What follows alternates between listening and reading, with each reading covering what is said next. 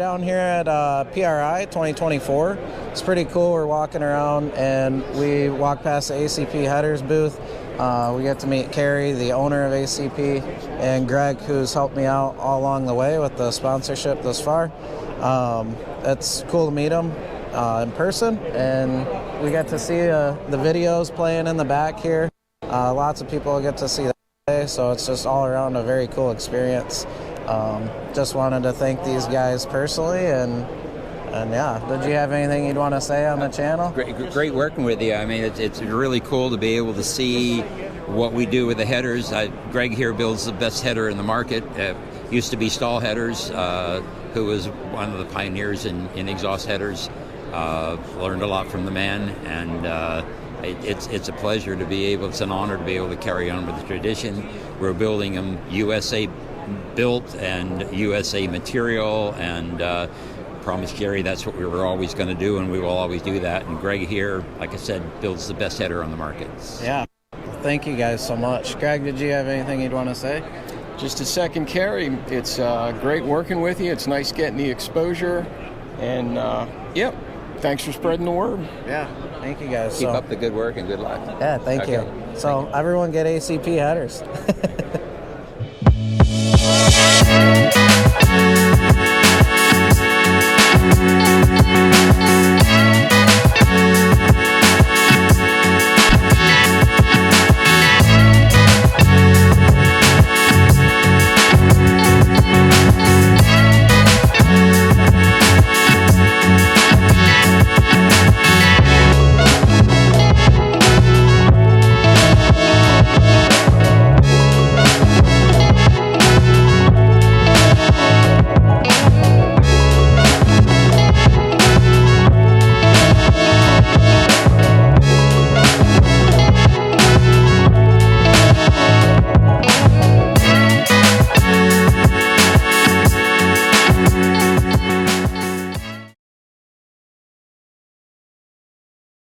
Well, we went to PRI yesterday down in Indianapolis at the Lucas Oil Stadium. That was awesome. That was my first time going.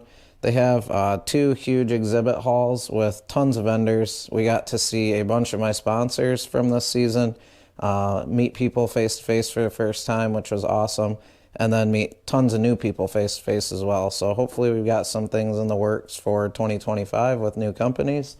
But we're back home. I'm going to try to mount this engine down, get the chain line set up so that the gear on the output shaft of the engine lines up with the rear axle gear, and then we'll bolt it down, throw some oil and gas in it, and see if it fires up.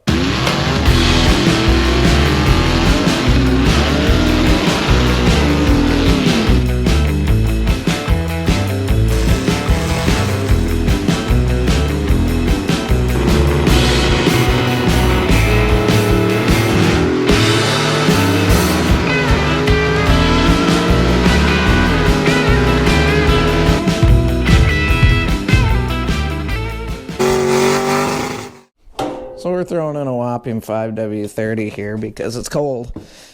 We're going to do this before we set the chain line, because where you fill it... Wow. That was cool.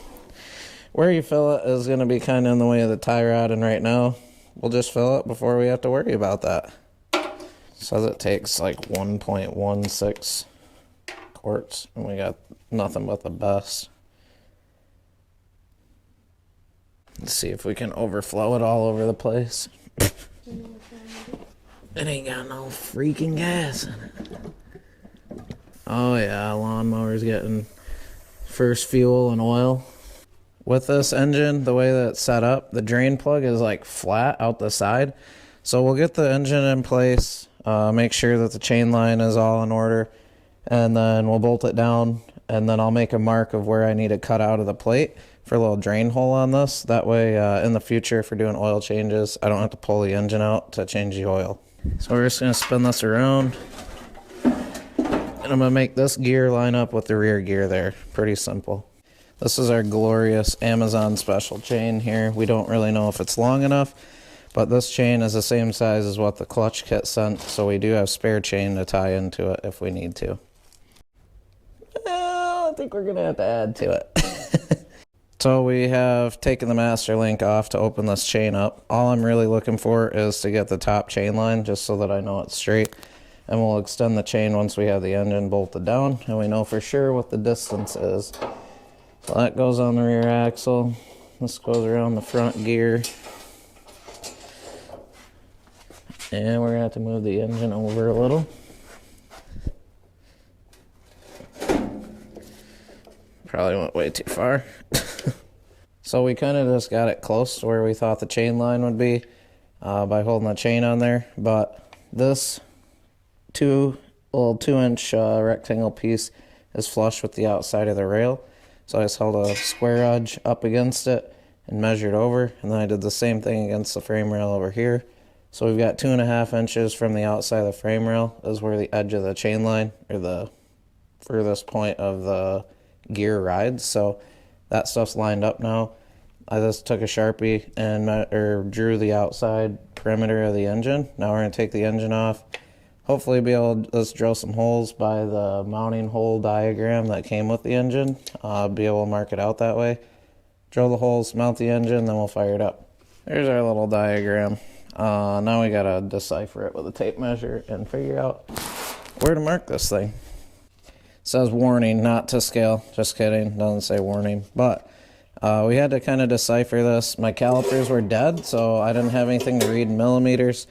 Jordan got me our old school ruler here that measures in millimeters, so we were able to figure it out that way. So we've got our 4 corner holes marked out. We're going to drill those out, bolt this thing down, and fire it up.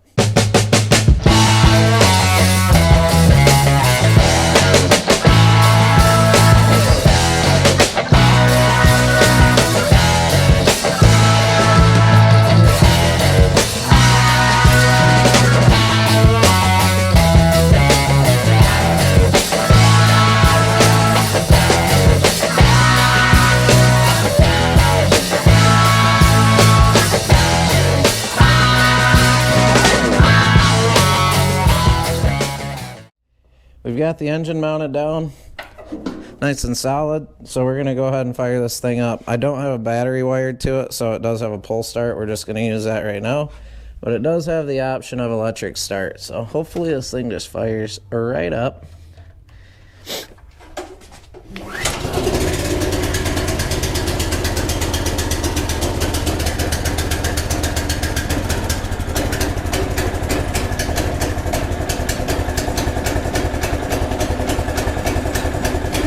It runs.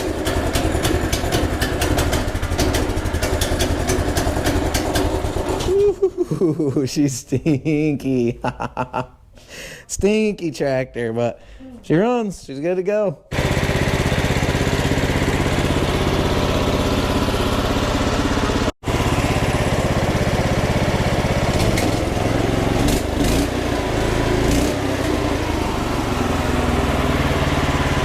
All right, the tractor runs. We're done. It's cold. Hopefully next week I'm going to do a recap video soon for the year end and just recap my highlights of the season, racing, and all the good times that we had.